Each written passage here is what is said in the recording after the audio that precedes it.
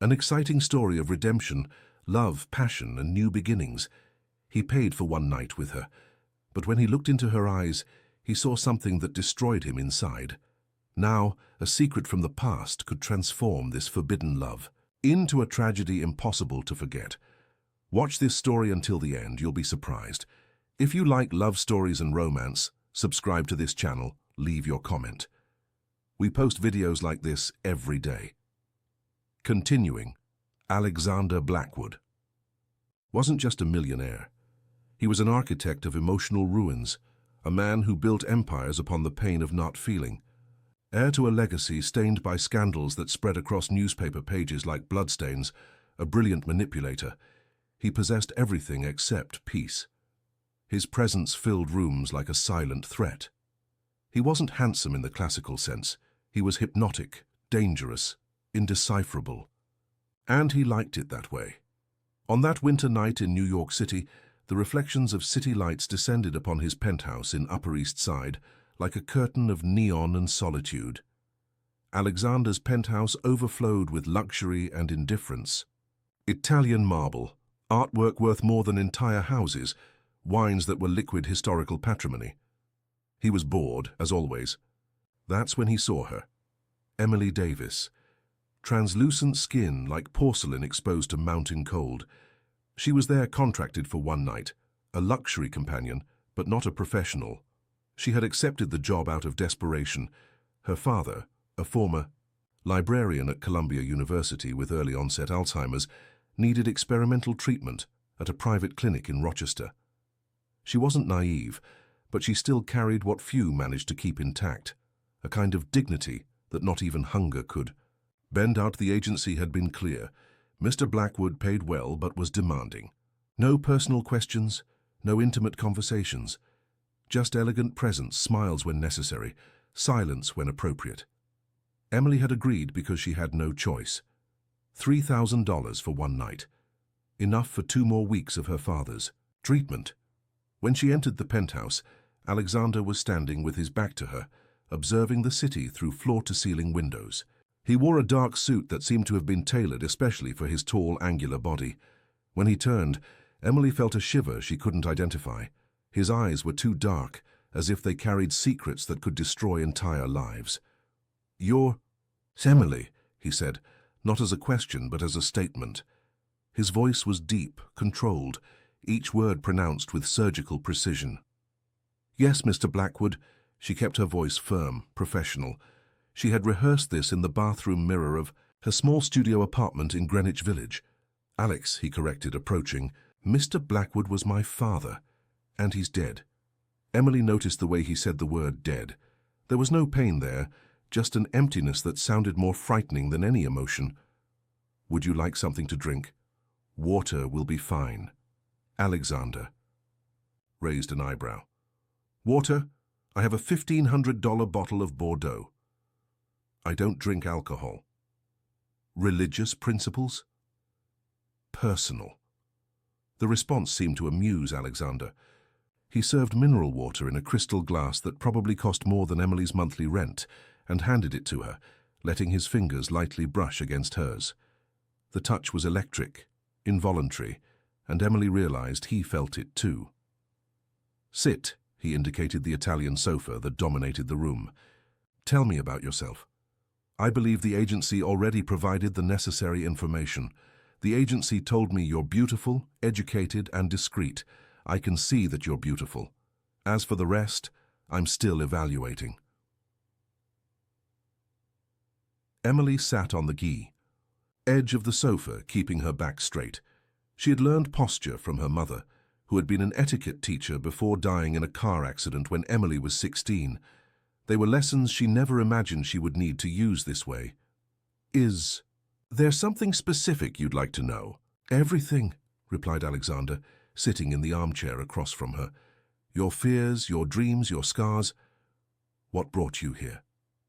The question was too intimate, dangerous. Emily took a sip of water to buy time. "I don't think that's relevant." "To the contracted service?" "Ah, but it is. You see, Emily, I didn't pay for the performance. I paid for authenticity, and authenticity requires honesty." "Fine. Emily took a deep breath. My father is sick. Early onset Alzheimer's. He was a librarian at Columbia for 30 years. Now on good days he recognizes me. On bad days he calls me by my mother's name. The treatment is expensive.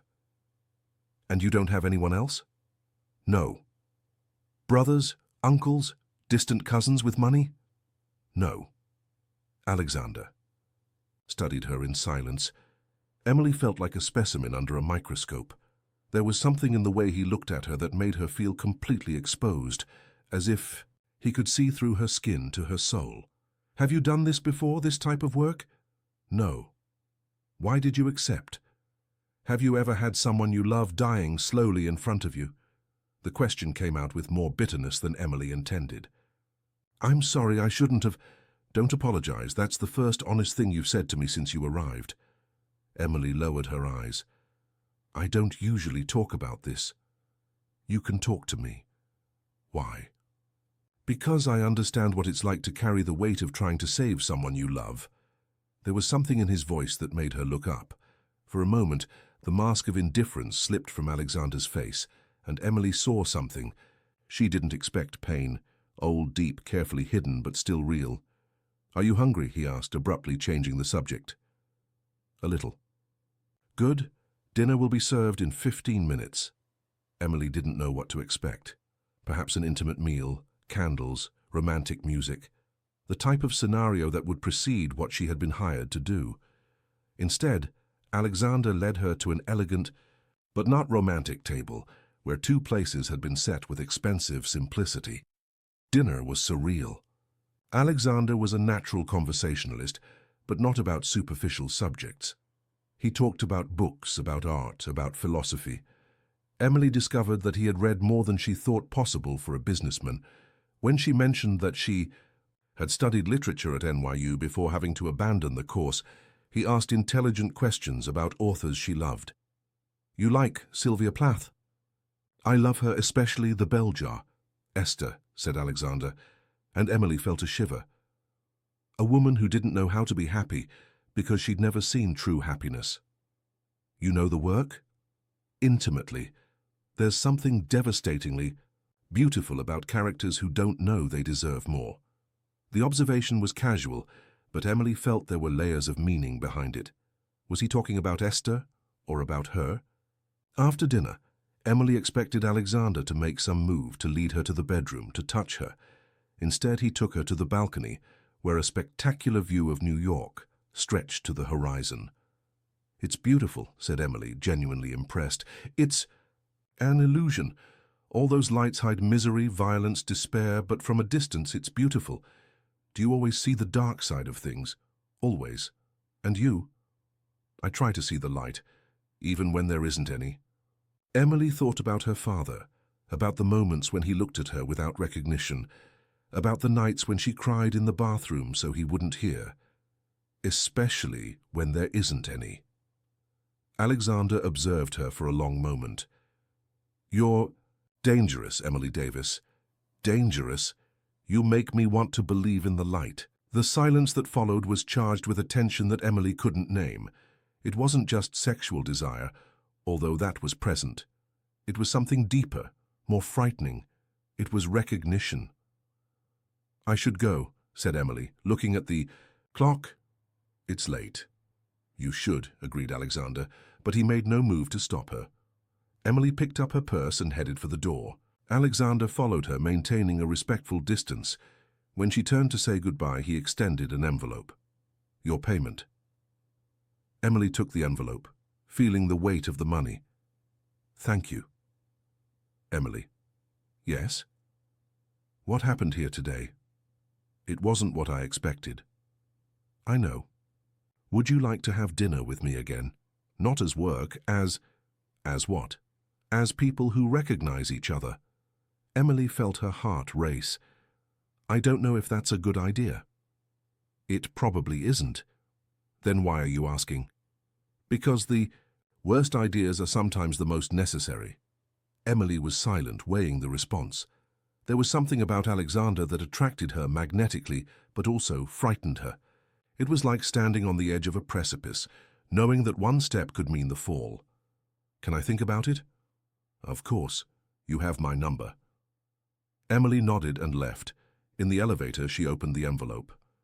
Besides the agreed-upon money, there was a card with a handwritten number and a single line, for when you decide to jump. During the Uber ride home, Emily couldn't stop thinking about the night. Alexander hadn't touched her, beyond the brief brush of fingers. He hadn't tried to seduce her or exercise any kind of power over her, and precisely because of that, she felt more attracted to him than she had ever felt to any man. When she got home, her father was sleeping. Emily sat beside his bed, watching his face at rest. There were still traces of the brilliant man he had been, the professor who knew hundreds of poems by heart, who could discuss Russian literature for hours, who had raised her with love and wisdom. "Dad," she whispered, lightly touching his hand, "I met someone today, someone who scares me." Her father didn't wake up, but Emily continued talking as she did every night. "He's dangerous, Dad. Not in the physical sense. He's dangerous for my heart, and I can't afford to fall in love. Not now, not with someone like him." But even as she said the words, Emily knew it was already too late. Something had changed that night, something she couldn't undo. The next day, Emily tried to return to her routine. She worked at a small bookstore in the East Village, a tiny place crammed with old books, where she earned little more than minimum wage. It was there that she found peace, among the yellowed pages and familiar smells of aged paper. The owner, Mr. Thompson, was a kind man who had known her father during his university days. It was he who had offered her the job when she had to abandon her studies.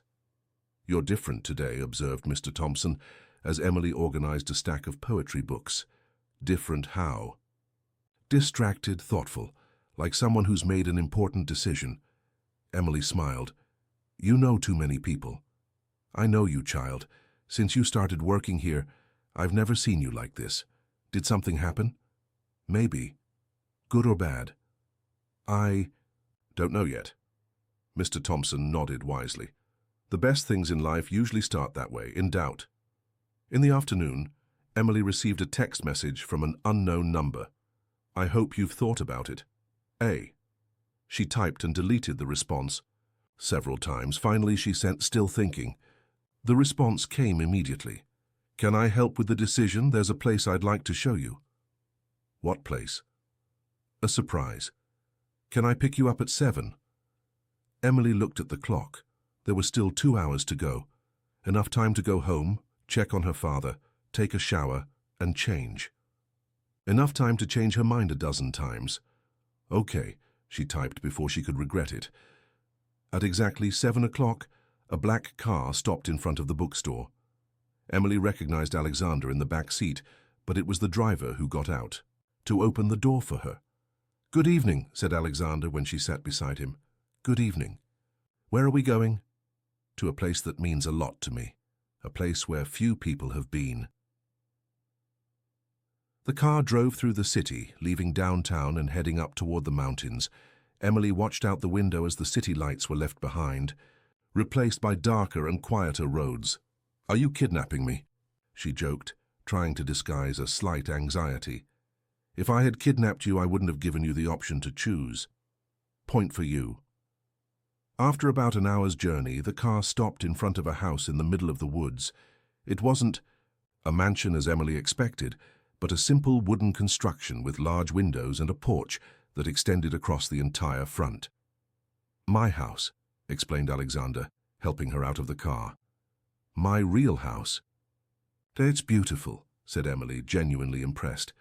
"My father built it when I was a child. He said every man needs a place where he can be himself." "And can you be yourself here?" "I still don't know. I've never brought anyone here before." "Never?" "You're the first." Emily felt the weight of the revelation. "Why me?" "Because you're the first person who makes me want to try." Inside the house, Emily found something she didn't expect. There was no ostentation, no unnecessary luxury. There were books, many books, arranged on shelves that covered entire walls. There was art, but not to impress, to be appreciated. There was music, a grand piano that was clearly played frequently. "Do you play?" asked Emily, lightly touching the keys. "I used to, when I was a child." "Why did you stop?" "Because music is emotion, and I learned that emotion is vulnerability." "And vulnerability is weakness?" "I used to think so." "And now?" Alexander approached, standing so close that Emily could feel the heat of his body. "Now I'm beginning to think that maybe it's courage." The moment stretched between them, laden with possibilities.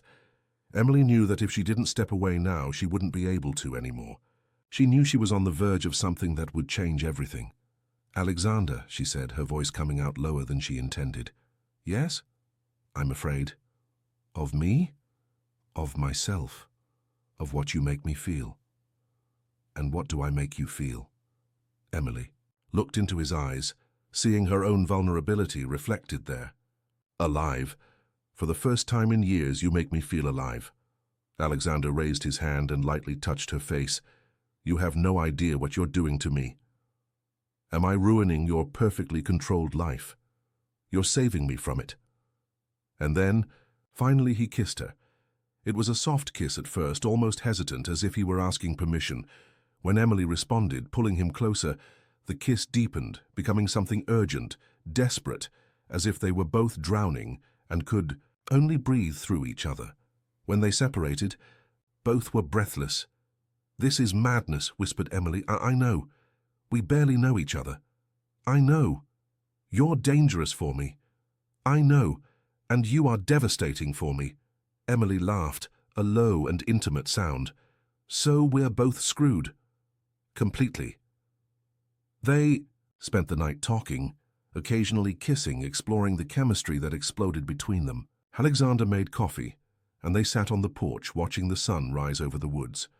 "I need to go," said Emily, looking at the clock. "My father will wake up and be worried if I'm not there." "Of course. I'll take you." During the journey back, Emily felt a fundamental change in herself. It wasn't just the attraction to Alexander, although that was undeniable. It was the realization that something had awakened within her that had been dormant for a long time. Hope. Desire. The possibility that maybe, just maybe, she deserved to be happy. "Can I see you again?" asked Alexander when they stopped in front of her building. "Yes," replied Emily without hesitation this time. "When?" "Whenever you want." Alexander smiled, and Emily realized it was the first time she had seen him smile genuinely. It completely transformed his face, making him look younger, more human. "Tonight." Tonight. Emily got out of the car and went up to the apartment, feeling as if she were floating. She found her father awake, sitting in the armchair where he liked to read. "Good. Morning, Dad," she said, kissing him on the forehead. "Good morning, my daughter. You look different." "Different how?" "Radiant, like your mother looked when she was in love." Emily felt her heart tighten. "Dad, do you remember Mum?" "Of course I remember. How could I forget the woman I loved my whole life?" It was one of the good days. Emily sat beside him, holding his hand. "Dad, I met someone." "Someone special?" "I think so, but it's complicated." "Love always is, my daughter. But it's worth it. It's always worth it." Emily smiled, feeling tears in her eyes. "I love you, Dad. I love you too, Emily. And I want you to be happy. Your mother would want that too." At that moment, Emily knew that no matter how dangerous it was, how complicated it might become, she was willing to take the risk. For the first time in years, she was willing to live, not just survive. And outside, in a black car slowly driving away, Alexander Blackwood looked in the rearview mirror and knew that his life had changed forever. Emily Davis wasn't just a woman who attracted him. She was the possibility of redemption that he never knew he was looking for. But neither of them knew that forces beyond their control were already in motion, that the past they both tried to forget was about to collide with the present in a way that would test not just their love, but their very survival. The following days transformed into a dangerous dance between desire and caution. Alexander appeared at the bookstore every afternoon, always with a different excuse. He was looking for a specific book, wanted to donate a collection, needed a rare first edition. Mr. Thompson pretended not to notice, but Emily saw the knowing smile in the older man's eyes. "This young man isn't looking for books," said Mr. Thompson one afternoon, after Alexander left carrying a copy of Hemingway that he clearly didn't need. "He's looking for you." "I know," admitted Emily, feeling the heat rise to her cheeks. "And you, are you looking for him too?" Emily remained silent, organizing a stack of books that didn't need organizing. "He's dangerous, Mr. Thompson." "Dangerous? How?" "Dangerous because he makes me want things I can't have." "Who says you can't?" "Life. Circumstances. The difference between our worlds." Mr. Thompson approached, placing a paternal hand on her shoulder. "Child, I've seen many people waste their entire lives waiting for the right moment. There is no right moment. There is only the moment you choose to live." That night, Emily found Alexander waiting at the door of her building. He was leaning against a different car, simpler, a dark sedan that didn't attract attention. "Changed cars?" she asked, approaching. "I thought it would be more discreet. I don't want your neighbors thinking you're being kept by a rich man." Am I being kept by a rich man?" "No," he replied, opening the passenger door for her. "You're being courted by a man who's afraid to admit he needs you." During dinner at a small, cozy restaurant in the village, far from the places frequented by New York's elite, Emily observed a different side of Alexander. He seemed more relaxed, more human. He chatted with the waiter without a trace of condescension, so knew the house specialties, made jokes that made her laugh genuinely. "Do you come here often?" asked Emily, curious. "I used to, when I was younger, before I became who I am today." "And who were you before?" Alexander was quiet for a moment, twirling the wine glass between his fingers. "Someone who still believed that people were essentially good." "And now?" "Now I know that people are essentially human, capable of the best and the worst." "And me? In which category do you place me?" "You are a category of your own, Emily. You are hope." The word hung between them, loaded with meaning. Emily felt something move in her chest, a sensation she hadn't experienced in years. "Alexander," she said, her voice low and hesitant. "Yes, I'm afraid of falling in love with you." "It's already too late," he replied without hesitation. "For you too?" "For me, it was too late the moment you walked into my penthouse and asked for water instead of champagne." Emily laughed, but there were tears in her eyes. "This is madness. It's the only sane thing that's happened in my life in years." After dinner, instead of going home, Emily heard herself saying, "I want to know more about you, about your real life, not the version you show to the world." Alexander took her to an apartment in Tribeca, very different from the luxurious penthouse where they had met. It was a smaller place, more intimate, full of books and vinyl records. The walls were covered with old photographs, some in black and white. "My refuge," he explained, lighting some candles. "When I need to think, I come here." Emily walked around the space, absorbing every detail. There was a humanity there that was absent from the penthouse. Personal objects, memories, vestiges of a life lived instead of just displayed. "Is this your family?" she asked, stopping in front of a photograph where an older man appeared next to a boy of about 12. "My father and me, shortly before he died." "You look like him." "Everyone says that. I hope it's just physically." "You didn't get along." Alexander approached, standing behind her. Emily could feel the heat of his body, the smell of his skin. "My father was a complicated man, brilliant but complicated. He built an empire but destroyed everything he touched in the process, including himself. And you're afraid of being like him." "I know I'm like him. The difference is that I've always known it." Emily turned to face him. "No, you're not." "How can you be sure?" "Because if you were, you wouldn't be here with me. You wouldn't be trying to be different." Alexander looked at her with an intensity that made her tremble. "You see me better than I really am. Or maybe you don't see yourself well enough." He raised his hands, delicately touching her face. "Emily, I need you to know that being with me can be dangerous. Not just emotionally, physically too." "Dangerous? How?" "I have enemies, many of them, people who would do anything to hurt me." "And you think they would use me for that?" "I know they would." Emily considered his words, feeling the weight of the revelation. "Then why are you telling me this?" "Because you deserve to know. And because selfishly I can't stay away from you." "Then don't stay away." "Emily!" "Don't stay away," she repeated more firmly. "I've lost too many people in my life. I don't want to lose you before I even have the chance to know you completely." Alexander kissed her then, with a passion that bordered on desperation. It was as if he were trying to convey all the feelings he couldn't express with words. Emily responded with equal intensity, pressing herself against him, feeling the accelerated beating of his heart. When they separated, both were breathless. "Stay." "With me tonight?" he asked, his voice hoarse. "I can't, my father—" "I know, just stay a little longer." Emily looked into his eyes and saw something that moved her deeply: vulnerability, fear, the raw need to not be alone.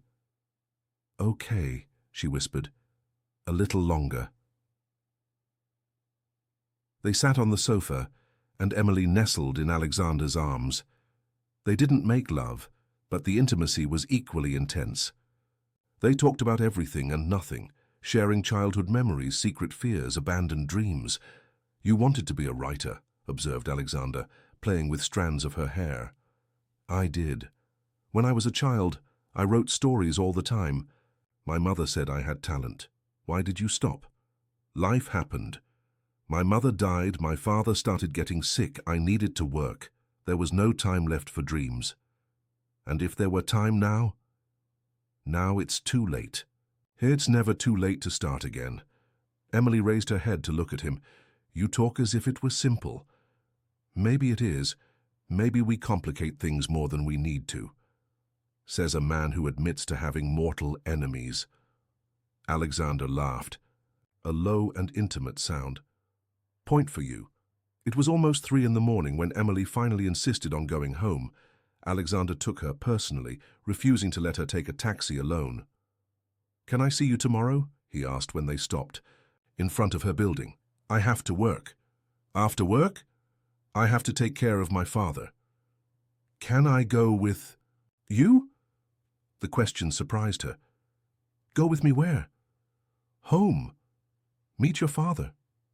Emily hesitated. "Alexander, he's not well. Some days are better than others, but he's important to you. That makes him important to me."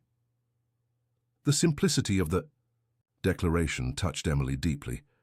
"Okay, but I can't promise how he'll react." "You don't need to promise anything." The next morning, Emily woke up with a strange sensation: happiness. It had been so long since she had felt genuinely happy that, for a moment, she didn't recognize the emotion. She hummed while preparing breakfast for her father, who watched her with curiosity.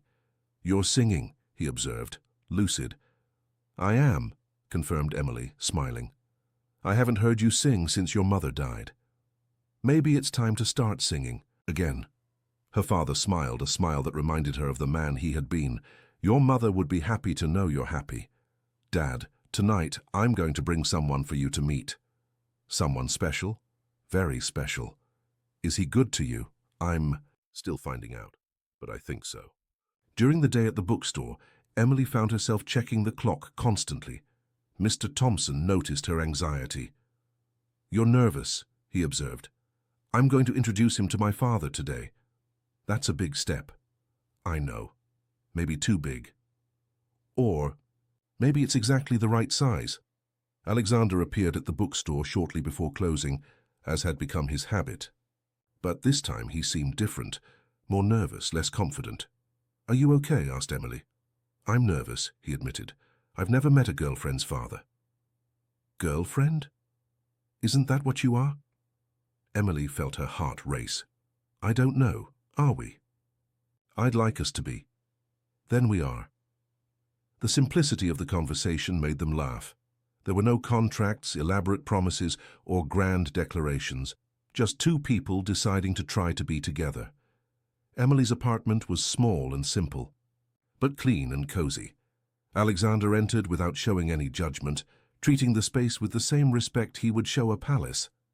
"Dad," said Emily, leading Alexander to the living room where her father was sitting in his favorite armchair. "I want to introduce you to someone. This is Alexander." Emily's father looked at the younger man with eyes that seemed to see beyond the surface.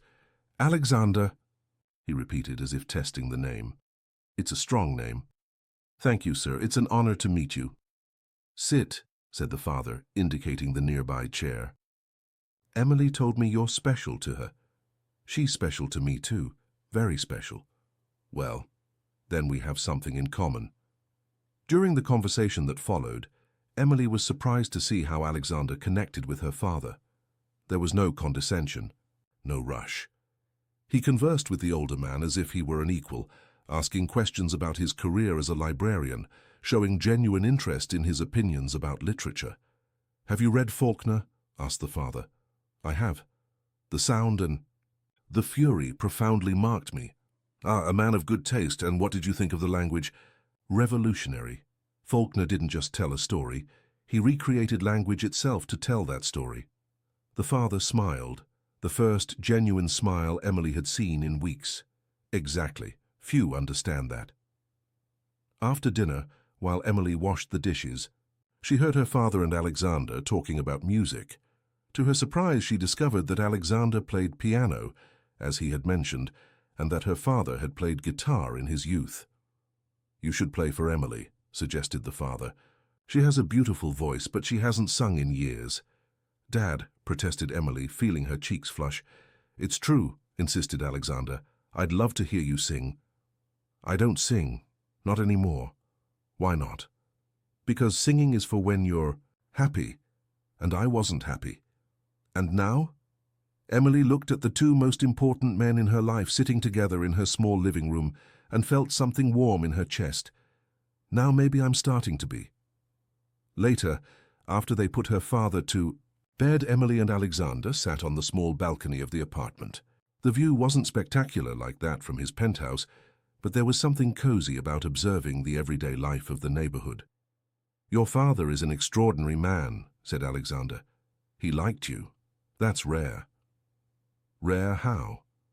"He doesn't trust many people, especially men who approach me." "Have there been many?" "No, but the few there were didn't pass his test." "And what's the test?" "He observes how people treat me, if they respect me, if they see me as a person or as an object. And did I pass?" "With flying colors." Alexander pulled her closer, and Emily nestled in his arms. "Emily, I need to tell you something." "I'm listening." "My life isn't simple. My business, sometimes, involves dangerous people, complicated situations." "What kind of situations?" "I prefer not to go into details, but I want you to know that if you ever feel you're in danger, or if something strange happens, I want you to call me immediately." Emily felt a shiver of fear. "Alexander, you're scaring me." "That's not my intention. I just want you to be safe." "Safe from what?" "From people who might want to hurt me through you." Emily was quiet, processing the implications. "Are you saying that being with you could put me in danger?" "I'm saying it's a possibility." "Then maybe we should—" "No," he interrupted, holding her tighter. "Don't tell me we should stop. I can't stop. I don't want to stop." "Neither do I," admitted Emily, "but I'm afraid." "Me too. But the fear of losing you is greater than any other fear." They remained silent, holding each other as they processed the complexity of their situation. The love growing between them was real, but it was also dangerous. Not just emotionally, but potentially physically. "Alexander," Emily finally said. "Yes?" "What? Aren't you telling me?" "Many things I'd prefer you not to know." "Why?" "Because once you know, you can no longer pretend you don't know, and I want to protect you from that for as long as possible." "And if I say I don't want to be protected, that I prefer to know the truth?" Then I'd tell you that the truth could destroy what we have. Or it could make it stronger. Alexander looked at her for a long moment. Do you really want to know? Yes. My father didn't die of natural causes. He was murdered. The revelation hit Emily like a punch to the stomach. Murdered? By whom? By people who wanted to control the family business.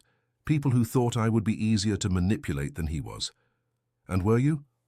At first, yes. But I learned. I learned to be more dangerous than they were. Dangerous how? I prefer not to say. Emily moved away to look at him better. Have you killed someone? Not directly. But I've made decisions that resulted in deaths. My God, Alexander. Now. You understand why I wanted to protect you from the truth. Emily stood up, walking to the balcony railing. Her hands trembled slightly. Are you telling me you're involved with organized crime? I'm telling you that my business sometimes crosses paths with organized crime. That to protect what's mine, I sometimes have to play by their rules. And me? Am I something of yours that needs to be protected? You are the most precious thing I have. So yes, you need to be protected. Emily was quiet for a long moment, processing everything. Should I be afraid of you? I don't know. Should you? I'm asking. No. I would never hurt you. I would do anything to protect you. Including killing? Including killing. The answer was given without hesitation, and Emily felt a shiver that she didn't know was from fear or something more complex. There was something primitive in the idea of a man willing to kill to protect her, something that went against everything she rationally believed in, but that awakened something deep in her feminine nature. Does that make me a terrible person? She asked, returning to his arms. What? The fact that knowing you would do anything to protect me makes me feel safe instead of scared. No, that makes you human. Human or crazy? Maybe a bit of both. Emily laughed. Despite everything, we're both crazy. Completely. So, what do we do now? Now we try to figure out how to make this work. And if we can't, then at least we tried. Emily turned in his arms, looking directly into his eyes. Alexander, I love you.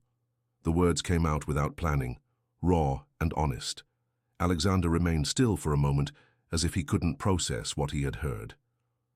You love me? He asked.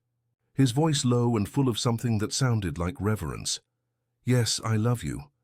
I love your complexity, your strength, your vulnerability.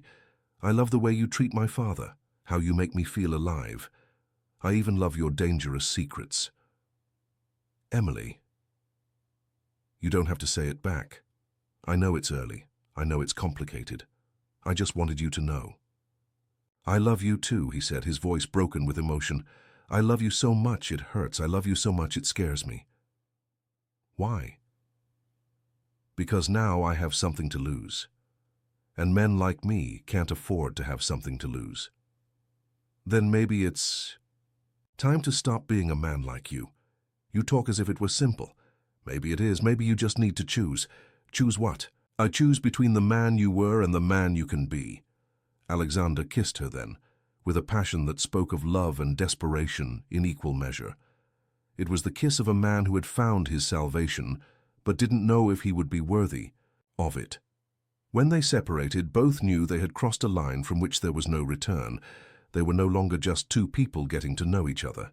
They were two people who had chosen to love each other despite all the obstacles and dangers. Stay with me tonight, asked Emily, her voice low and intimate. Your father is sleeping. And I need you. Emily, if we stay together tonight, it won't just be to talk. I know. Are you sure? I've never been so sure of anything in my life. Alexander looked at her for a long moment, seeing his own need reflected in her eyes. Then yes, I'll stay. They entered the apartment silently, passing the door of the room where Emily's father was sleeping. In her room, small and simple but clean and cozy, they looked at each other for a moment before touching. It wasn't urgent or desperate. It was slow, deliberate, caring. Alexander touched Emily as if she were made of something precious and fragile, and she responded with a passion that surprised them both. When they finally united, it was with an intensity that transcended the physical. Afterward, lying together on the narrow bed, Emily drew circles on Alexander's chest. "I don't regret it," she said. "Neither do I. But I'm afraid." "Of what?" "That this might be the beginning of the end." "Why would it be?" "Because now you're mine, and I am yours. And there are people who will do anything to use that against us. So what do? We enjoy every moment we have, and we prepare to fight." "Fight? Against whom?" "Against anyone who tries to separate us." Emily felt a shiver, but it wasn't from fear. It was from anticipation. She knew her life had changed forever, that she had chosen a dangerous path, but she also knew it was the right path. "Alexander," she said, her voice sleepy. "Yes?" "Whatever comes ahead, we face it together." "Together," he agreed, holding her tighter. And outside, in the darkness of the New York night, forces that neither of them fully knew were beginning to move. The love they had found in each other would be tested in ways they couldn't yet imagine. But for now, in that moment, they were just two people who had chosen to love each other against all odds. And that, in itself, was revolutionary. The following weeks unfolded like a dangerous dream. Alexander had become part of Emily's routine, in a way she never imagined possible. He appeared at the bookstore every afternoon, sometimes with elaborate excuses to buy books, other times simply admitting he was there to see her. Their nights were spent in the small apartment, where they took turns cooking together, caring for Emily's father, and losing themselves in each other. Emily's father had grown fond of Alexander in a way that surprised everyone. On his good days, they talked about literature, music, and philosophy for hours. On the bad days, when the disease clouded his mind, Alexander showed infinite patience, treating the older man with a dignity that deeply touched Emily. "He's good. For you?" said her father on a particularly lucid morning, as Emily prepared coffee. "But there's something about him that worries me." "What, Dad?" "He carries the weight of the world on his shoulders. Men like that are dangerous, not out of malice, but out of desperation." "Desperation?" "Men who have lived through as much trauma as he has can do anything to protect what they love." "Anything, Emily, keep that in mind." Her father's words echoed in Emily's mind all day. There were moments when she observed Alexander and saw exactly what her father had mentioned. A constant tension in his shoulders, the way his eyes automatically scanned any environment before relaxing, how he never sat with his back to a door. "You're always alert," observed Emily one night as they dined at his apartment in Tribeca. "Am I?" "Always. As if you're expecting something bad to happen." Alexander stopped eating, putting his fork down on the plate. "Because I usually am." "Alexander, you can't live like this forever." "Yes, I can. I've lived like this for the last 20 years. But now you have something else. You have us." "Exactly why I need to be more alert than ever." Emily felt a shiver run down her spine. "Did something happen? Something you haven't told me?" Alexander hesitated, and Emily knew her intuition was right. "Alexander, what happened?" "Someone is asking questions about you." "What kind of questions?" "About your family, your work, your habits, about us." Emily felt the blood freeze in her veins. "Who?" "I don't know yet, but my contacts on the street warned me. Someone is investigating you." "Because of me or because of you?" "Probably because of me, but that doesn't matter. The result is the same." Emily stood up from the table, walking to the window. The view of the neighborhood, previously cozy, now seemed threatening. "What does this mean for us?" "It means I need to be more careful, that maybe I should stay away from you for a while." "No," Emily turned quickly. "Absolutely not." "Emily, if something happens to you because of me—" "Nothing will happen to me. You won't allow it. I can't control everything. You can control this. You can choose to fight for us instead of running." Alexander looked at her for a long moment. "You don't understand what you're asking." "I understand perfectly. I'm asking you to trust me." To trust us. And if I can't protect you? Then at least we tried together. Alexander approached her, holding her face between his hands. You're braver than I am. I'm not brave. I'm in love. And people in love do brave things, or stupid things. Sometimes it's the same thing. He kissed her then, with an urgency that spoke of fear and love in equal measure. Emily felt the tension in his muscles, the need he had to cling to her, as if she were the only real thing in his life. Alexander, she whispered against his lips. Yes, I trust you completely. You shouldn't, but I do, and that's not going to change. That night, they made love with an intensity that seemed urgent, as if they were trying to engrave every touch, every sensation in memory. Emily felt a change in Alexander, a need to connect that went beyond physical desire. Don't leave me, he murmured against her neck, his hands entwined in her hair. Never. Promise. I promise. But even as she made the promise, Emily knew there were forces beyond the control of both of them moving toward them. The question wasn't if something would happen, but when.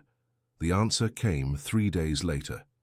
Emily was closing the bookstore when she noticed a black car parked across the street.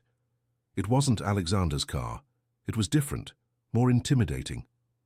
2 men were sitting in front, and although she couldn't see their faces clearly, she knew they were watching her. Her cell phone rang. Hello? Emily, it's me. Where are you? At the bookstore. I just closed. Is someone watching you? Emily looked at the car again. How do you know? Because someone is watching me too. Listen carefully. Don't go home. Don't go to my apartment. Go to the Central Park Mall and wait for me at the food court.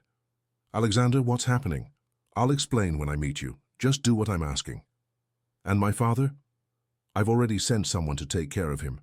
He's safe. Sent someone? Who? People I trust. Emily, please, just go. The call ended and Emily felt panic begin to set in. She quickly gathered her things and left through the back door of the bookstore, an exit that led to an alley and, that she hoped the men in the car didn't know about. The journey to the mall seemed eternal. Emily took 2 different buses, making sure she wasn't being followed. Her hands were trembling when she finally arrived at the agreed location. Alexander was already there, sitting at a table in the corner, from where he could observe all the entrances. When he saw her, Emily noticed the relief in his eyes. Are you okay? He asked, standing up to hug her. I'm scared. Alexander, what's happening? Sit down. I'll explain everything.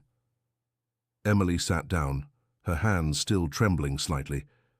Alexander held them between his. Remember I told you I had enemies? Yes.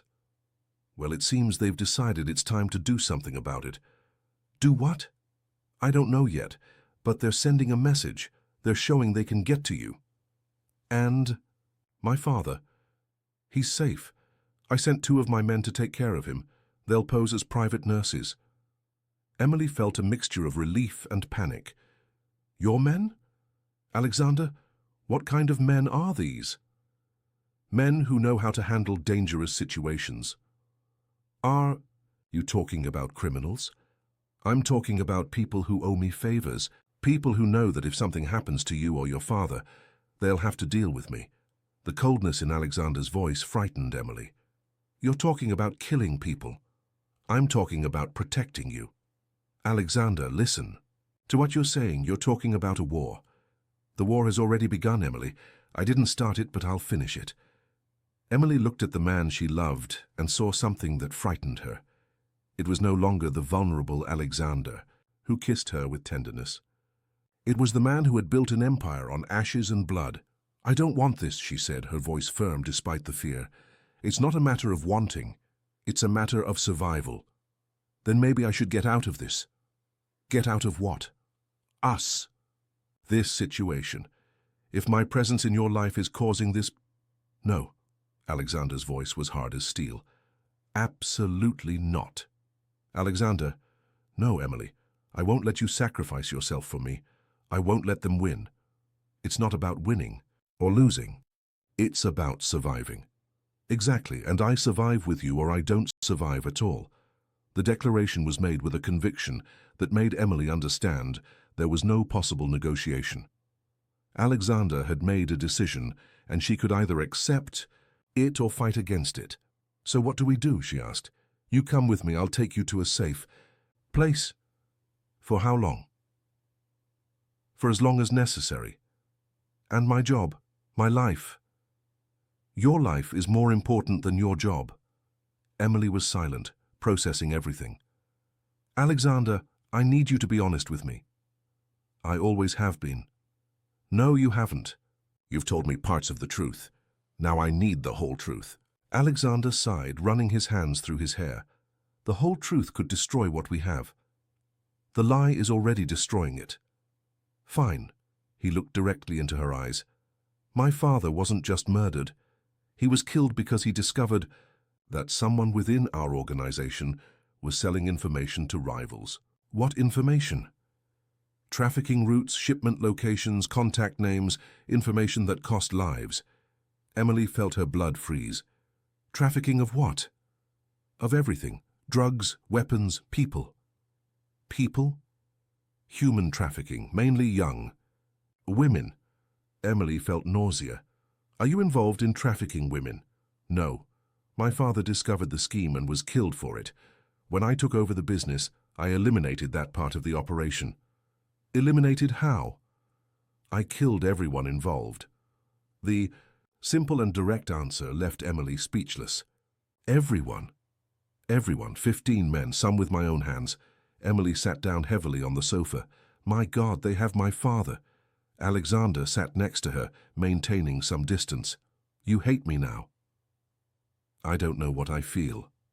I can explain. Explain. What? That you killed 15 people. That I killed 15 people who sold women like cattle. That I killed 15 people who killed my father. And that justifies it? For me it does. Emily turned to face him. Don't you feel remorse? No, not at all. That scares me. It should, but it should also make you feel safe. Safe? Because if someone tries to hurt you, I'll do the same to them.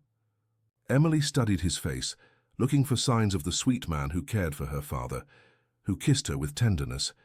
He was still there, but there was something darker underneath. Alexander, you need to understand something. I'm listening. I'm not like you. I can't just accept that killing people is necessary. I'm not asking you to accept it. I'm asking you to let me protect you. Even if that means more deaths? Even if it means more deaths. Emily closed her eyes, feeling tears burn behind her eyelids. I don't know if I can live with that. Can you live without me? The question hit her like a punch. That's not fair. It's not a question of fairness. It's a question of reality. The reality is that you're asking me to accept that the man I love is a killer. The reality is that the man you love will do anything to keep you alive. Emily opened her eyes, looking at him. And if I asked you to stop, to get out of this life? I can't. Can't or won't. Can't. There are people who depend on me. There are agreements I need to honor. There are enemies who will never stop hunting me. So you've chosen this life over me. I've chosen to protect you within this life. It's not the same thing. It's the best I can offer. Emily felt something break inside her. Then maybe it's not enough. Emily, please. No, Alexander. I can't. I can't live knowing that every kiss, every caress, every I love you comes from the same hands that killed people. These hands have never hurt you, but they've hurt others, and that matters to me. Alexander was silent for a long moment. So what do you want? I want you to choose this life or me. You know I can't make that choice. Then you've already made it. Emily started to move away, but Alexander held her by the arm. Don't go, please. Give me a reason to stay. Because I love you. Because you're the only good thing in my life. That's not enough. What would be enough? Emily faced him, seeing the pain in his eyes, you changing, you choosing to be different. And if I can't, then you lose me. Emily, no, Alexander. I can't anymore. I can't continue pretending everything is okay. So what do we do now? Now you take me home, to my father, and then you decide what's most important to you. And if I choose you, then you stop all of this. You get out of this life, you find a way to be free. And if I can't get out, then you let me go. The conversation ended in a heavy silence. On the way back to the apartment, neither of them spoke. Emily looked out the window, seeing the city lights pass like blurs through her unshed tears. When they reached the building, Emily turned to Alexander. "Thank you for protecting my father." "Emily." "No, not now. I need to think." "How much time do you need?" "I don't know." "I can wait. You might have to wait forever." "Then I'll wait forever." Emily got out of the car and went up to the apartment. She found two discreet men in the hallway who greeted her politely before stepping away inside the apartment. Her father was sleeping peacefully. Emily sat beside his bed, holding his hand. "Dad, I don't know what to do." Her father didn't wake up, but she continued talking. "I found the love of my life, but he comes with a price I don't know. If I can pay. He's a good man, Dad, but he's done bad things. Things that haunt him and now haunt me too." Tears finally began to fall. "I love him, Dad. I love him so much it hurts. But I don't know if love is enough." Her father moved slightly and Emily held his hand tighter. "Tell me what to do, Dad. Tell me how to choose between love and conscience." But her father continued sleeping, and Emily was left alone with her tears and her doubts. Outside, in the car, Alexander watched the lights of the apartment turn on. He knew he had lost something precious that night. Maybe not forever, but maybe yes. And for the first time in years, Alexander Blackwood felt something he hadn't felt since childhood. Real fear. Not fear of dying. Fear of living without her. His cell phone rang. "Hello? Boss, we have a problem."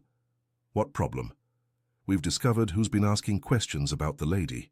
"Who?" "Jacob Blackwood." Alexander felt his blood freeze. "Impossible, he's dead." "Apparently not, and he wants to talk to you." "About what?"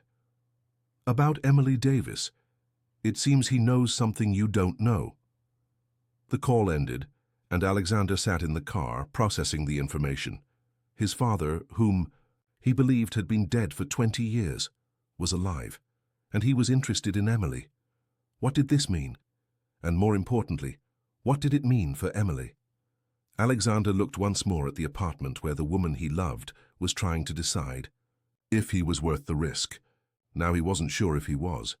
Because if his father was alive, if Jacob Blackwood had returned, then everything Alexander thought he knew about his life was a lie. And Emily was at the center of all this. The cell phone rang again. "Hello?" "Alexander? My son, it's been a long time." The voice was familiar, hauntingly familiar. "Dad?" "Surprised? I imagine so. We need to talk." "You're dead." "Clearly not. Meet me tomorrow at Greenwood Cemetery. Noon. Come alone." "And if I don't come?" "Then young Emily might discover some uncomfortable truths about her own family." The line went dead, and Alexander felt the world begin to crumble around him. His father was alive, and somehow he knew Emily. What the hell was going on? The night passed in a blur of insomnia and anxiety. Alexander couldn't sleep, pacing around his upstate house like a caged animal. With each passing hour, the questions multiplied in his mind. How was his father alive? Where had he been all these years? And why on earth did he know Emily? At 6 in the morning, he gave up trying to sleep and took the road back to New York. Greenwood Cemetery was in Brooklyn, a place where many of the city's powerful found their final rest. Ironically, it was there that Alexander himself had visited Jacob Blackwood's tomb countless times over the years. A false tomb, apparently. He arrived at the cemetery 2 hours before the scheduled time, not out of anxiety but precaution. He positioned 3 of his men at strategic points around the location and personally did a complete reconnaissance of the area. If this was a trap, he would be prepared. Noon arrived with cruel punctuality. Alexander was standing in front of his father's false tomb when he heard footsteps on the stones behind him. He didn't turn immediately. He needed a moment to process what he was about to face. 20 years, said a voice that haunted his childhood and adolescence. You've grown, my son. Alexander turned slowly. Jacob Blackwood was there, older, with graying hair and a new scar crossing the left side of his face, but unmistakably his father. You're dead, were the first words Alexander could pronounce. Obviously not. Jacob smiled, but there was no humor in his eyes, although it was convenient to let people think so. Convenient for whom? For me. For you. For many people. Alexander felt anger beginning to boil in his veins. You let me believe you were dead for 20 years. You left me to take over your business, your responsibilities, your wars, and you've done admirably well, better than I expected. Don't change the subject. Where have you been? Here and there. Europe, mainly. Switzerland, where money is. Clean and questions are few. You ran away. I strategically withdrew. You're a coward. Jacob stepped forward, and Alexander could see that time had hardened his father's already severe features even more. Watch your words, boy. I'm still your father. You abandoned that right when you faked your own death. I faked my death. To protect you. Protect me from what? From me, from my enemies, from what I had become. Alexander laughed, a bitter sound. So you left me to inherit all this. All your enemies became my enemies. All your debts became my debts. And you handled them magnificently. You're stronger than I ever was. Don't give me that talk. You didn't come back after 20 years to pat me on the back. You're right. I came back for her. For whom? For Emily Davis. The name hit Alexander like a shot. How do you know about Emily? I know everything about her. I know you're together. I know you love her. I know she's making you question everything. You've been following me? I've been protecting you. Still. Protecting me from what? Jacob walked to a nearby tombstone and leaned against it, as if the conversation was casual. Alexander, what do you know about Emily's family? I know her father is a former librarian, with Alzheimer's. I know her mother died in a car accident. Why? Because not all of that is true. Alexander felt the ground seem unstable beneath his feet. What do you mean? Her father wasn't an ordinary librarian. He was an informant. He worked for the government, passing information about suspicious activities at the university. What kind of information? About students involved with criminal organizations, about professors who laundered money through phantom research, about people like us. That doesn't make sense. Emily doesn't know. She was very young when this happened, but her father was responsible for at least a dozen important arrests in the 90s. Alexander processed the information, feeling a cold grow in his stomach. And the mother. The mother found out, threatened to expose her husband, said she was going to tell their daughter about his double life. And then she died in a car accident that wasn't an accident. The words fell like stones in still water. Alexander felt nausea. Are you saying Emily's father killed his own wife? No, I'm saying that I killed Emily's mother. The world stopped. Alexander couldn't process what he had just heard. What? It was business. I was hired to eliminate a threat. I didn't know she was married to one of our informants. I didn't know she had a daughter. You killed Emily's mother. Yes. Why? Because she knew too much about operations she couldn't know about, because she represented a risk. Alexander felt bile rise in his throat. You killed the mother of the woman I love. Yes, and her father developed Alzheimer's not from disease, but from guilt. The guilt of having been responsible for his wife's death. My God. Now you understand why I came back. Emily isn't just an innocent woman you met by chance. She's the center of a web that has connected us for decades. Alexander moved away, needing physical distance from the revelation. Does she know? No. But other people know, and they're coming. What other people? People who know that Emily is the informant's daughter. People who know she might have access to information her father hid before losing his memory. What information? Names, locations, bank accounts, evidence that could destroy dozens of criminal organizations, including ours, especially ours. Alexander sat heavily on a nearby bench. Emily is in danger. Emily has always been in danger. You falling in love with her just accelerated the timeline. Timeline for what? To eliminate her. No, Alexander stood up quickly. I won't let that happen. Then you'll have to make a choice. What choice? Kill her yourself, quickly and painlessly, or let others do it in a much crueler way. You're crazy if you think I'm going to hurt her. Then you'll have to find another solution. What solution? Find the information she has before others find it. She doesn't have information. She doesn't even know about any of this. But her father does, or did. Even with Alzheimer's, his mind might hold clues. Alexander began to pace back and forth. You're asking me to use the woman I love to get to her sick father. I'm asking you to save her life. I don't believe you. Then don't believe me. But believe this. There are very dangerous people who know about Emily. People who won't hesitate to torture her for information. What people? Russians. They lost a lot of money because of the information her father passed on. They want to recover what's theirs. And you, what do you want? Jacob smiled, but it was a cold smile. I want to keep my son alive, and I want him to be happy if possible. You have a strange way of showing it. 20 years away from you was the biggest sacrifice I've ever made. You chose that. I chose it to protect you, to give you a chance to be better than me. And now?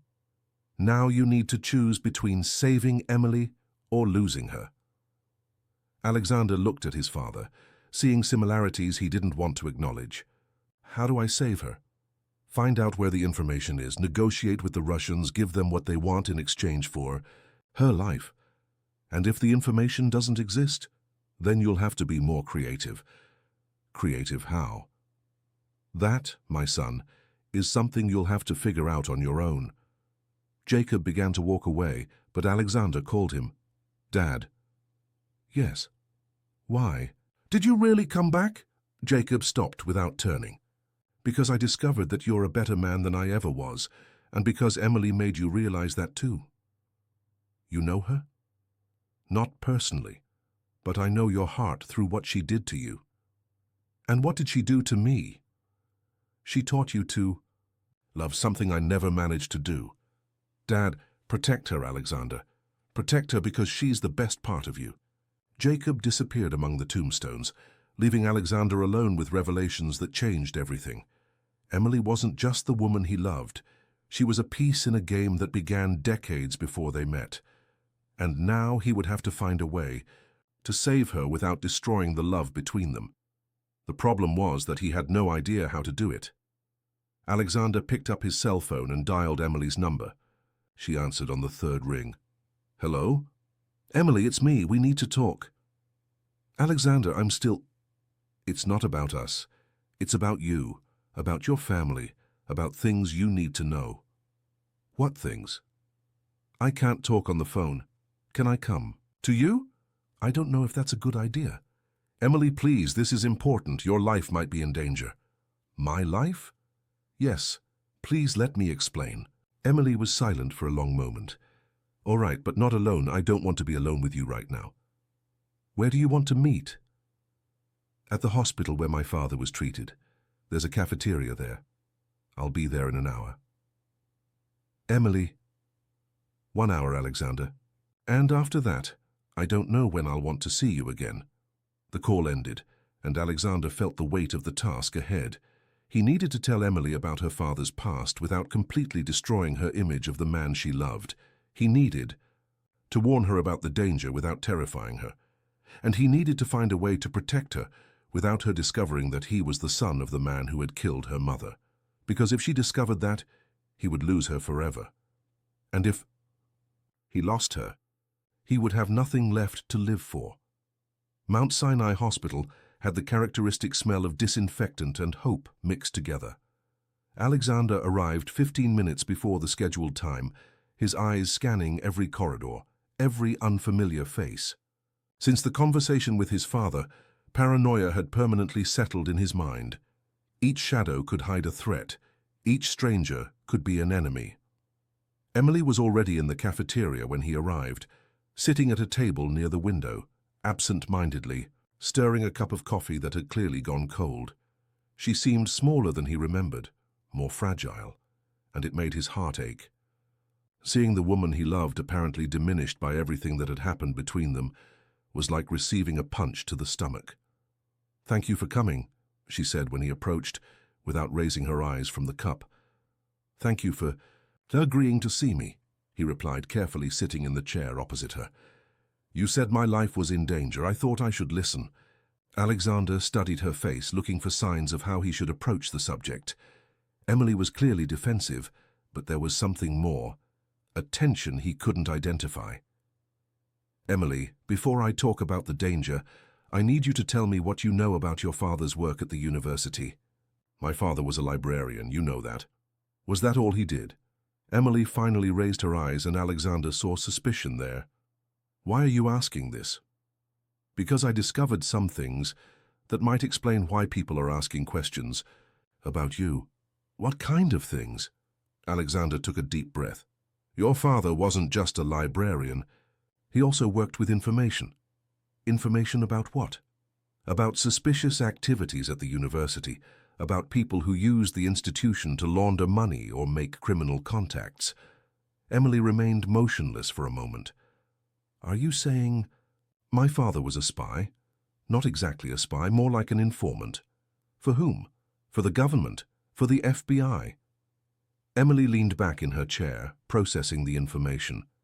"This doesn't make sense. My father was a simple man. He loved books, loved teaching. He could be both. He could love books and still pass information when necessary." "Do you have proof of this?" "Some. But Emily, the important thing now is that there are people who know about this, people who might consider you a threat." "Why?" "I don't know anything. They might think you do, that your father might have left information, evidence, names." Emily was quiet for a long moment, turning the cup between her hands. "Alexander, I need to tell you something." "I'm listening."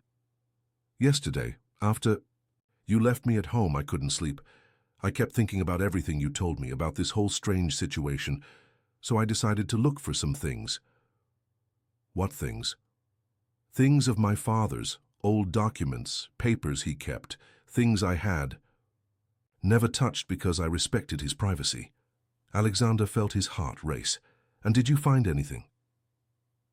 "I found a box hidden in the back of his closet, a box I had never seen before." "What was inside?"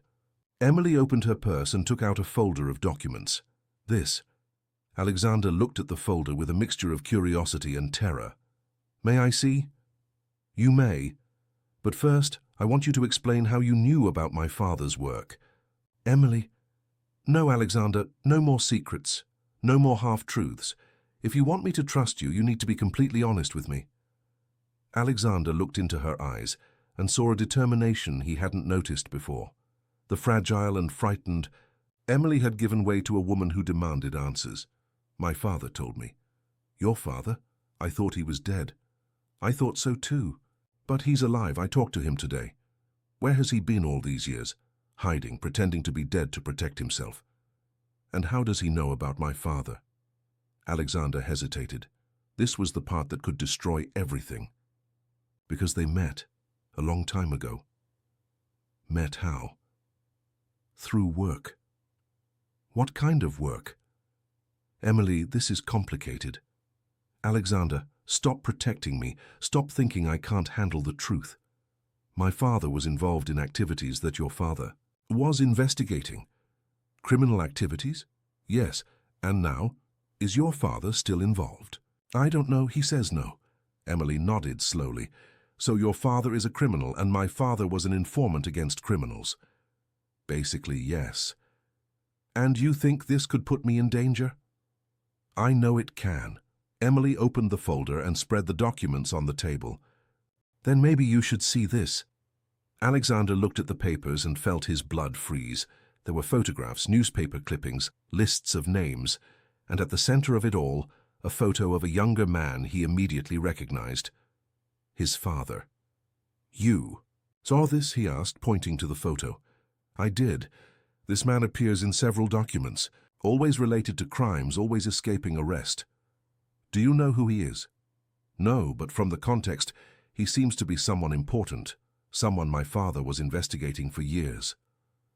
Alexander looked at the photo of his father and felt nausea. Emily, there's something else I need to tell you. What? This man in the photo is my father. Emily remained motionless. Your father? Yes. The man you thought was dead? Yes. Emily looked at the photo again, then at Alexander. My father was investigating your father. Yes. And now you're with me. Yes. Is this a coincidence? I don't know. I hope so. Emily stood up abruptly. I need air. Emily, let me explain. No, not now. I need to process this. She left the cafeteria and Alexander followed her. They walked in silence down the hospital corridor until they reached an outdoor area with benches and gardens. Did you know? Emily finally asked. Know what? That my father was investigating yours when you met me. No, I swear I didn't know. How can I believe you? Because if I had known, why would I have fallen in love with you? Emily faced him. Maybe to use me, to get to the information my father had. Do you really believe that? I don't know what to believe anymore. Alexander moved closer to her. Emily, look at me. I am looking. I didn't know about the connection between our fathers when we met. I didn't know you existed before that night in my penthouse. I didn't know your father had information about mine. But now you know. Yes, now I know. And what do you intend to do with that information? Protect you. Even if it means going against your own family? Especially if it means going against my own family. Emily was quiet for a moment, studying his face. Alexander, is there something else you're not telling me? What do you mean? You're acting as if there were something worse, as if there were a secret you're desperate to hide. Alexander felt his heart race. She was beginning to suspect. Emily, what aren't you telling me? There are many things I'm not telling you, things I'd prefer you not to know. For my protection? For our protection. Emily studied him. For a long moment. I showed you the documents I found. Now I want you to show me something. What? I want to meet your father. No. Why? Because it's dangerous. Because he's dangerous. More dangerous than I already am. Yes. I don't believe it. Emily, please. No, Alexander. I'm tired of being protected. I'm tired of being kept in the dark. If I'm going to be in danger anyway, I'd prefer to know why. And if I refuse, then this ends here between us. You can't be serious. I'm very serious. I can't love someone who doesn't trust me enough to let me make my own decisions. Alexander looked at her and saw there was no possible negotiation. Emily had changed. The fragile woman he had met had become someone stronger, more determined. All right, he finally said. But with conditions. What conditions? You come with me, but you stay by my side the whole time. You don't say anything about the documents you found. And if I say it's time to leave, you don't question it. Deal. And Emily? Yes? After you meet my father, you may not want to see me anymore. Why? Because you'll understand what family I come from. You'll understand what kind of blood runs in my veins. You're not your father, Alexander. Sometimes I'm not so sure. Emily approached him and held his hands. I am sure I know your heart, I know your soul. And if you're wrong, then we'll deal with that when it happens. Alexander kissed her then, with an urgency that spoke of fear and love in equal measure. I love you, he murmured against her lips. I love you too. That's why I need to know the whole truth. even if the truth might destroy us? Especially because of that. The meeting with Jacob was scheduled for the next day, at a discreet restaurant in Midtown. Alexander spent the night without sleep, imagining all the ways everything could go wrong. His father could reveal things he didn't want Emily to know. Emily could ask questions that would reveal more than she should. Or worse, his father could decide that Emily represented a threat that needed to be eliminated. The next morning, Alexander picked Emily up at home. She was waiting at the door of the building, dressed simply, but with a natural elegance that always impressed him. "Are you okay?" he asked when she got into the car. "Nervous, you?" "Terrified." "Why?" "Because today you're going to meet the man who shaped who I am, and maybe you won't like what you see. Or maybe I'll understand you better." "I hope so." The restaurant was small and dark, the kind of place where private conversations could be maintained without interruption. Jacob was already there when they arrived, sitting at a table in the back from where he could observe all the entrances. "Dad," said Alexander, approaching. "My son." Jacob stood up, and Emily could see the resemblance between the two. "And this must be Emily." "Mr. Blackwood," said Emily, extending her hand. Jacob took it and kissed it lightly, an old-fashioned but elegant gesture. "Please call me Jacob. After all, we're practically family." "Practically?" "Well, you're dating." "My son. That makes us close." Emily sat down, studying the older man. "Alexander told me you knew my father." "I knew him. He was a good man." "Was?" "I'm sorry. I know he's still alive. But the disease, it's as if the person we knew dies little by little." "You talk as if you knew him well." "I did. We worked together a few times." Emily exchanged a look with Alexander. "Worked together? But he was an informant, and you were a criminal?" Jacob smiled. "Yes, that seems paradoxical, doesn't it? How did you work together?" "There were situations where our interests aligned, when there were criminal groups that represented threats to both of us." "What kind of threats?" "People who wanted to dominate territories, who didn't respect agreements. Your father passed me information about these people, and I dealt with them." Emily felt a shiver. "Dealt with them how?" "In the only way those people understand." "You killed them." "When necessary." Emily looked at Alexander, who was visibly uncomfortable. "Did you know this?" "No, I didn't know they worked together." "There are many things you two don't know," said Jacob. "Many things that happened before you were born or when you were very young." "What kind of things?" asked Emily. Jacob hesitated, looking at Alexander. "Things that might be better left in the past." "No," said Emily firmly. "No more secrets. No more half-truths." "Emily," said Alexander, "maybe we should—" "No, Alexander, I want to know everything." Jacob observed the determination on Emily's face and nodded slowly. "Very well. But remember, you asked to know." "I'm asking." "Your father and I had a partnership for many years. He passed me information about criminal activities at the university, and I eliminated the threats. It was an agreement that worked well for both of us." But your mother found out." Emily felt her heart race. "Found out what?" "That your father was involved with criminals, that he wasn't just an innocent librarian." And then she threatened to expose everything. Said she was going to tell the police, tell you, tell anyone who would listen. She was right.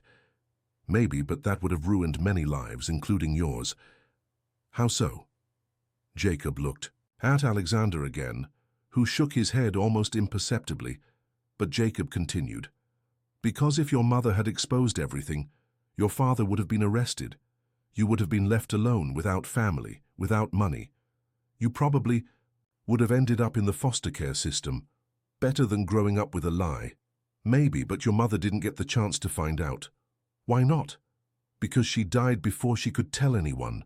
Emily remained motionless. "Are you saying my mother was killed to protect my father's secret?" "I'm saying your mother died at a very convenient time for many people, including you, including me. You killed her." Not directly. But you were involved. Yes. Emily stood up abruptly, knocking over the chair. You killed my mother. Emily, please sit down. Let me explain.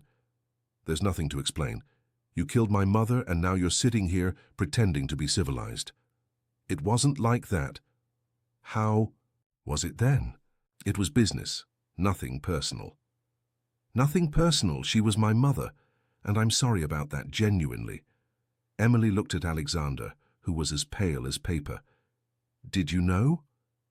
No, he whispered. I swear I didn't know. Your father killed my mother. Emily, I didn't know. Your father killed my mother, and you made me fall in love with you. This has nothing to do with... It has everything to do with it. Emily began to move away from the table, but Jacob held her by the arm. Miss, sit down. We're not finished. Yet. Don't touch me, said Emily, her voice dangerously low. We need to talk about your safety. My safety?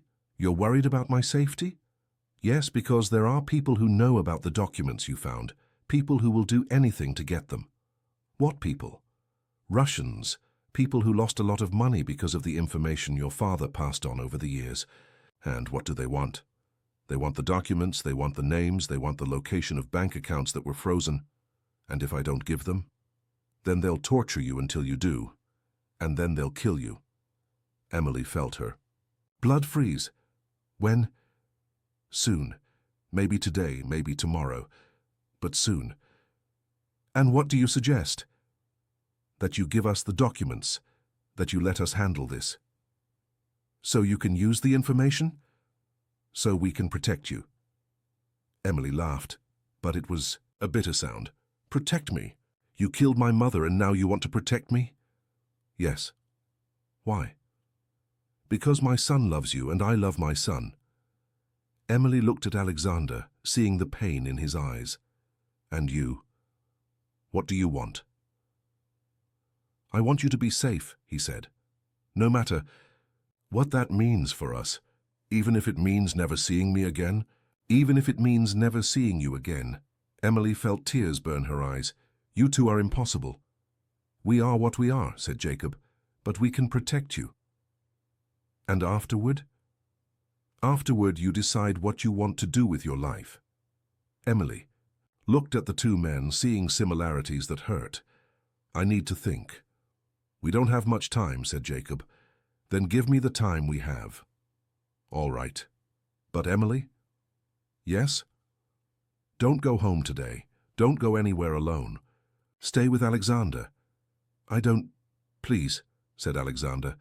Just for today, until we decide what to do. Emily looked at him for a long moment. All right, but not because I trust you, because I don't have a choice. I understand. And Alexander? Yes. After today, I need time. Time to process all of this. How much time? I don't know. Maybe forever.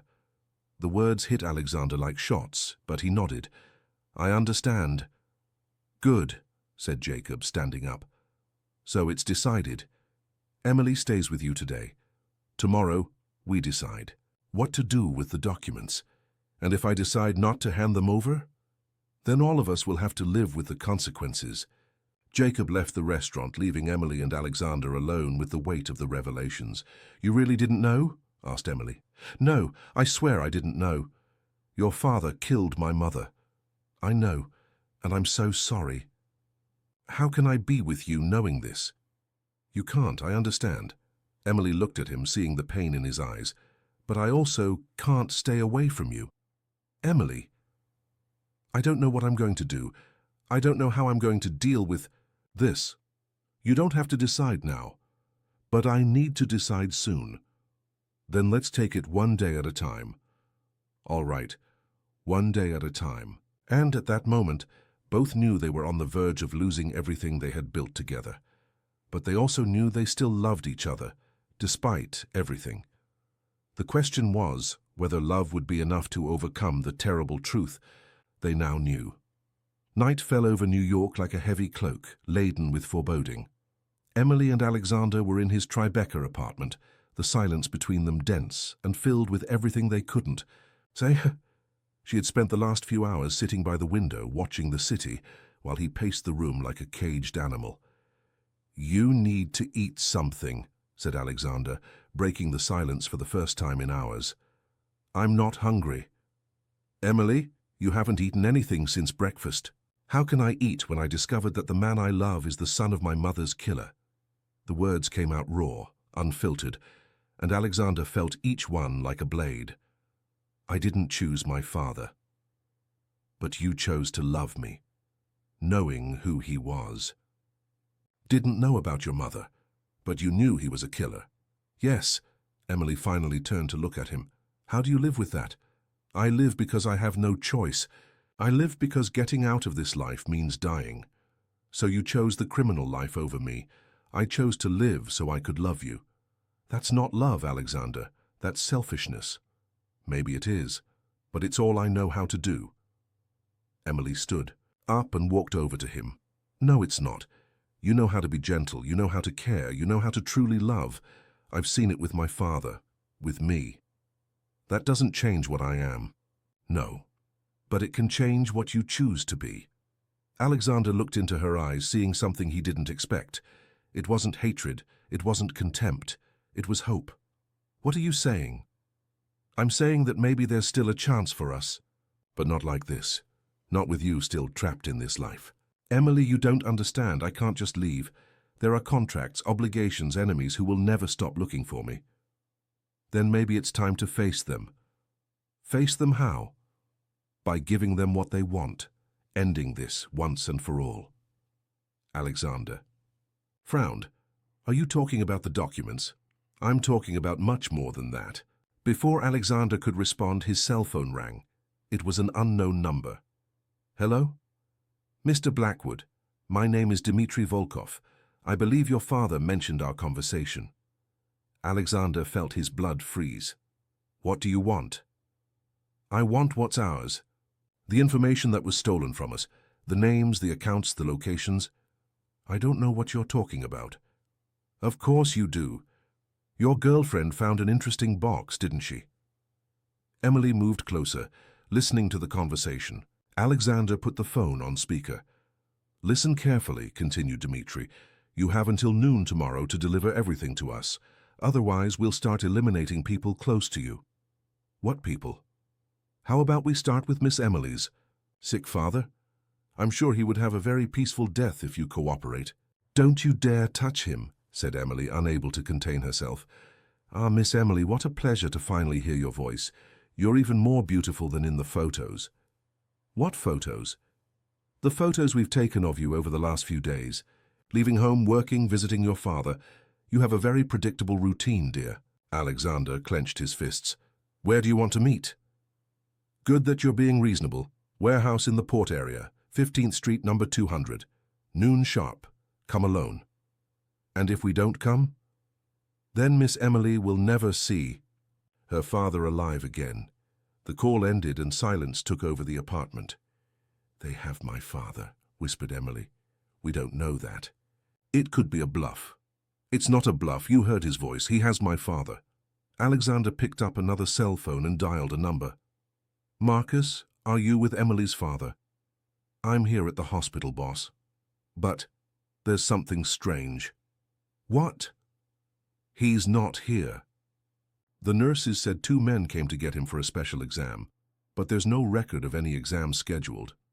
"What time was this?" "About an hour ago." Alexander hung up and looked at Emily. "They have your father." Emily sat down heavily on the sofa. "My God, they have my father. We'll get him out of there." "How to?"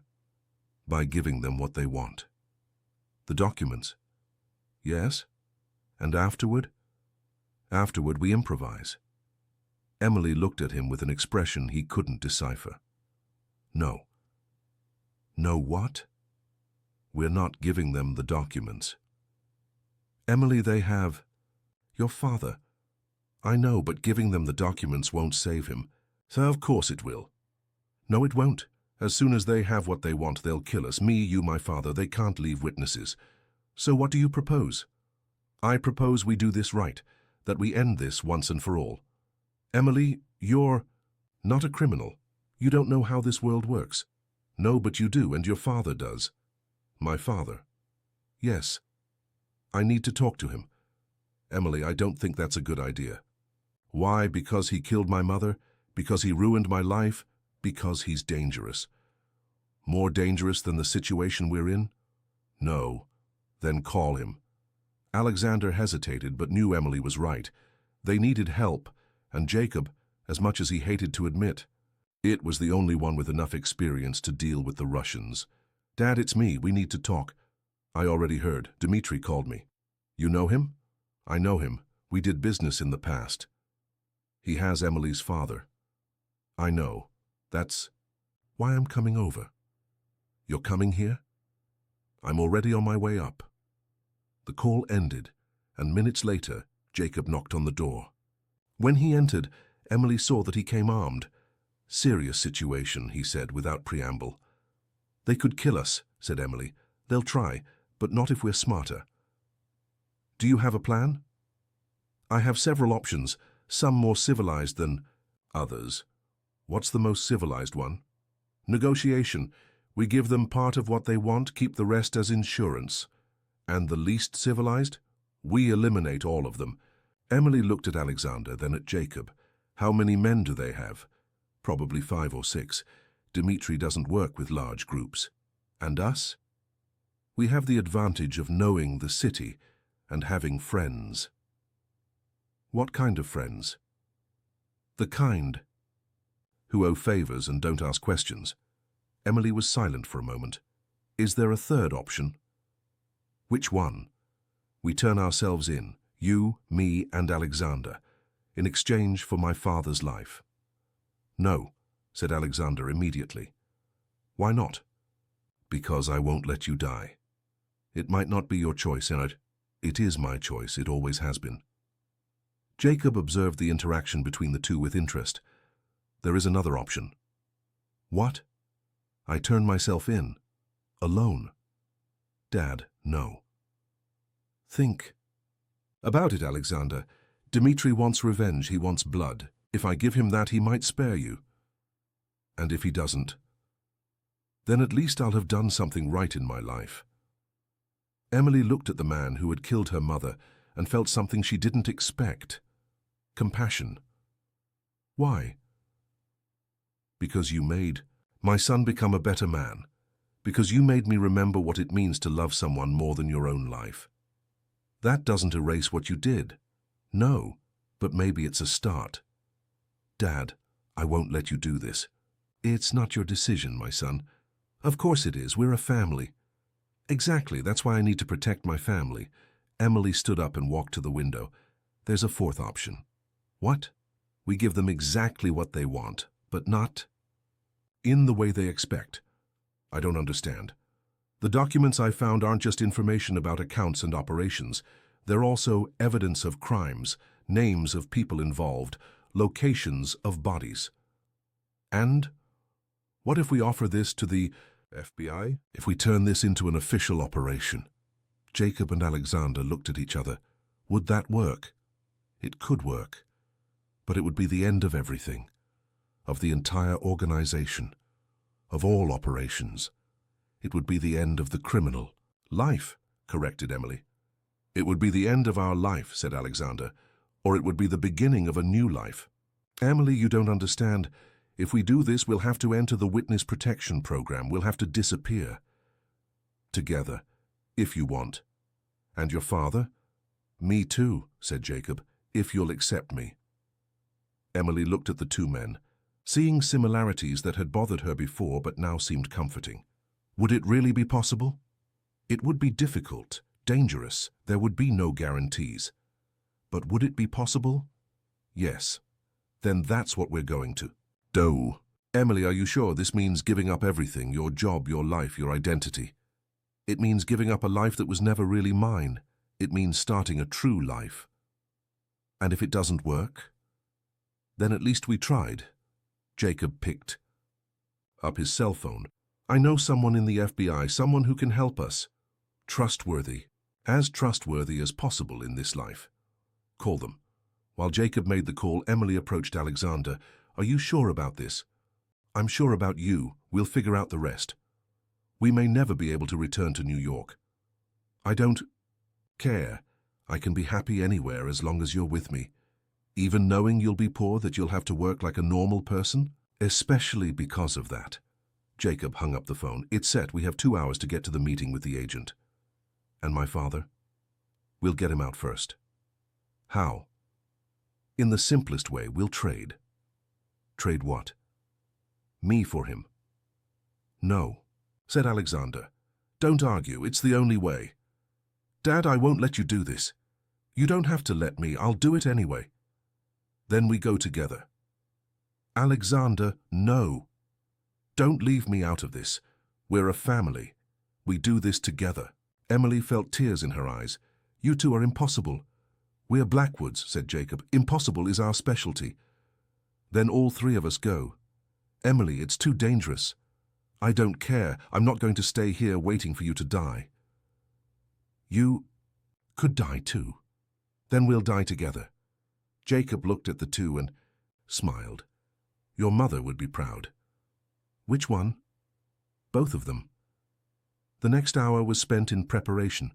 Jacob had an impressive arsenal hidden in the apartment, and Emily discovered she had more courage than she imagined.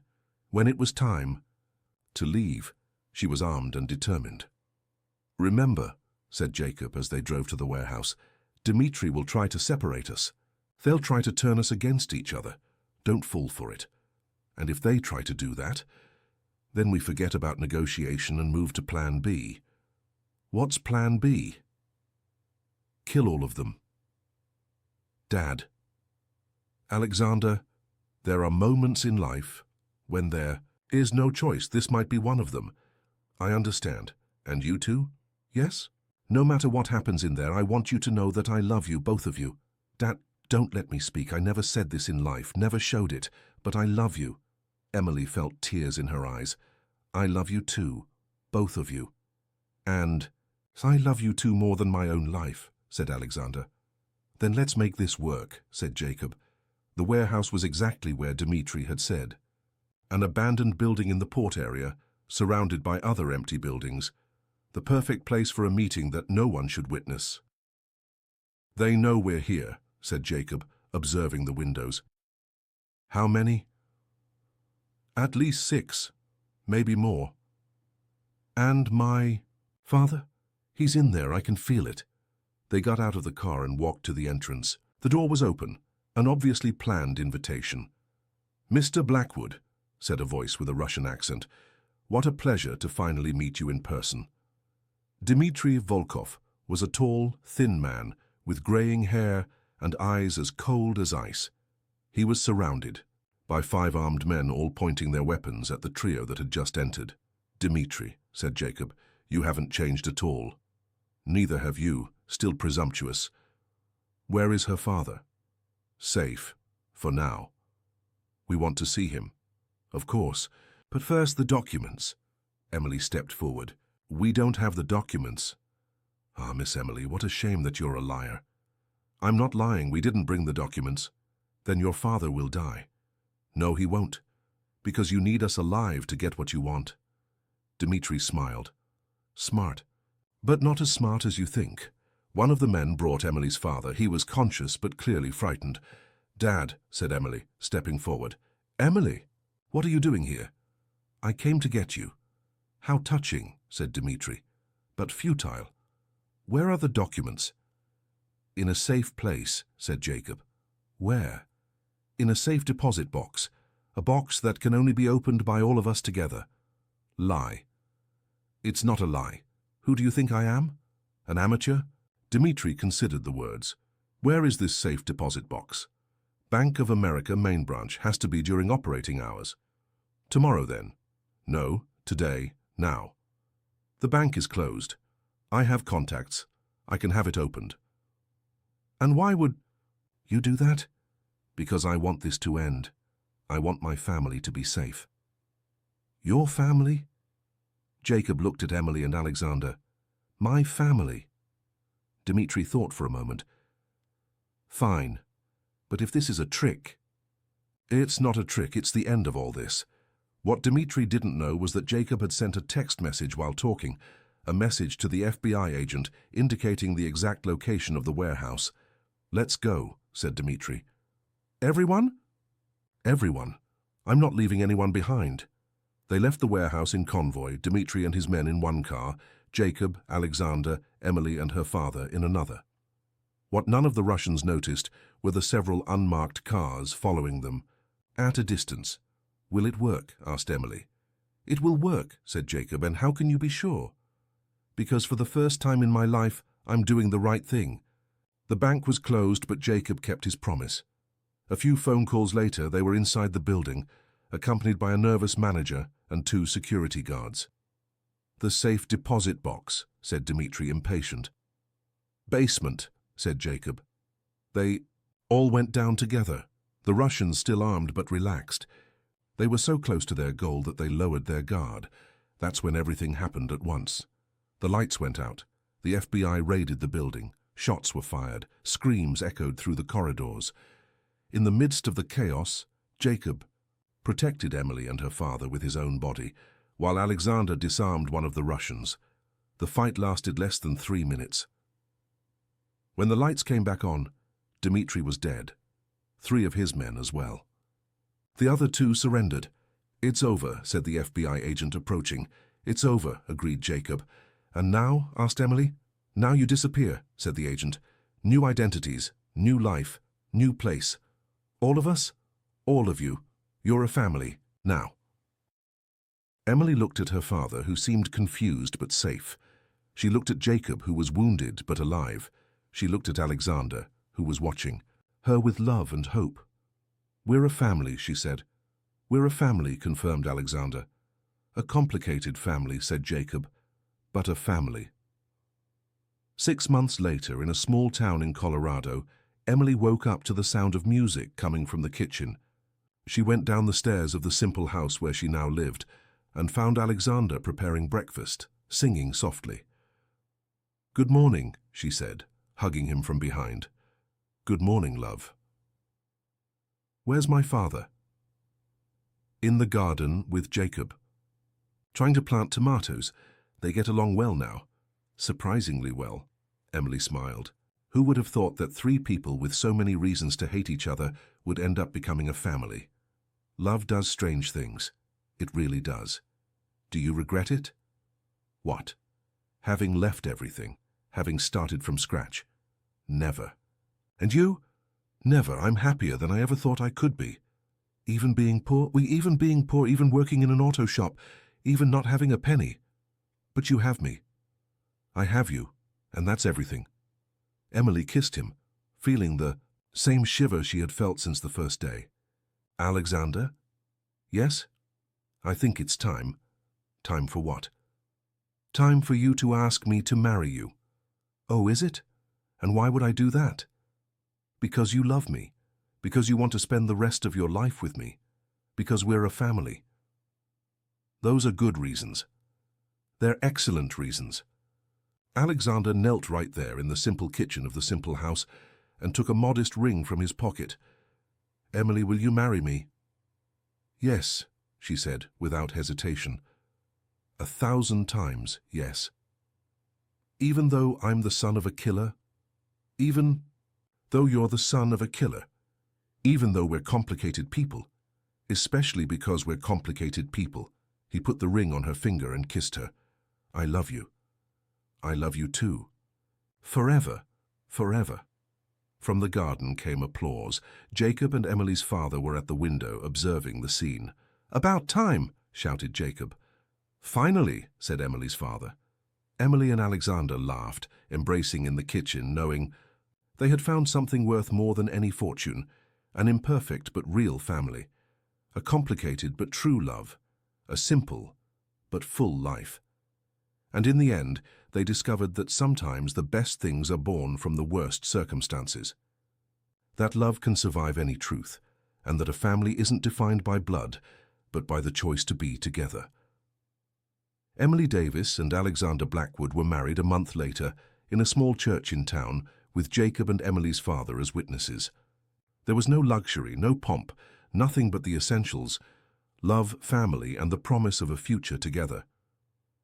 And for the first time in their lives, all of them were genuinely happy. The past had been painful.